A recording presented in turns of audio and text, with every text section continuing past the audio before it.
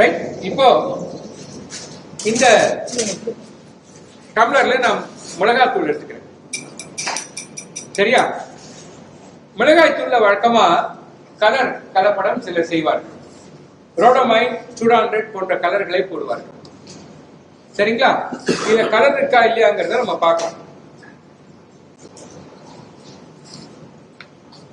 இப்ப நான் இதுல தண்ணி கலந்திருக்கேன்.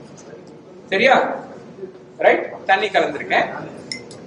இதை நல்லா கலக்கிறேன்.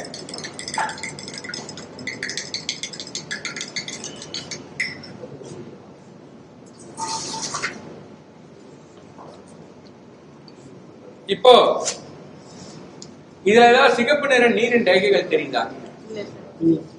தெரியுதா? இல்ல இல்ல. ஒருவேளை இதுல கலர் கலப்படம் இருந்தால் இதில் சிகப்பு நிற நீரின் டைகைகள் வரும். சரிங்களா? ஆகவே மிளகாய் தூளில் அந்த மாதிரி கலப்படம் இல்லை. சரியா? சில மிளகாய் தூள்களில் செங்கல் பொடி கலந்திருப்பார்கள். இல்ல செங்கல் தூள் கலந்திருக்காங்களான்னு பார்ப்போம். ரைட்.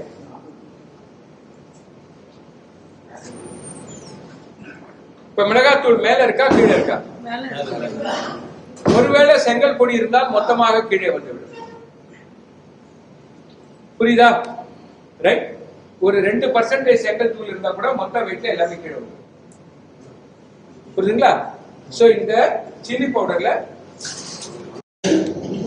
நான் மஞ்சள் தூள் எடுத்துக்கிறேன். சரியா? இந்த மஞ்சள் தூள்ல தண்ணி போடுறேன்.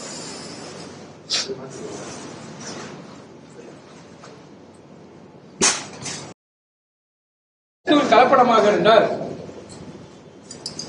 அது மேலே வந்துவிடும்.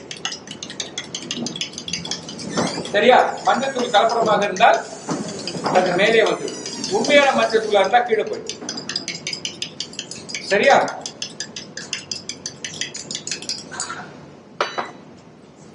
ஓகே, நம்ம பார்க்கலாம். நம்ம மஞ்சள் தூள் என்ன ஆகுதுன்னு பார்ப்போம்.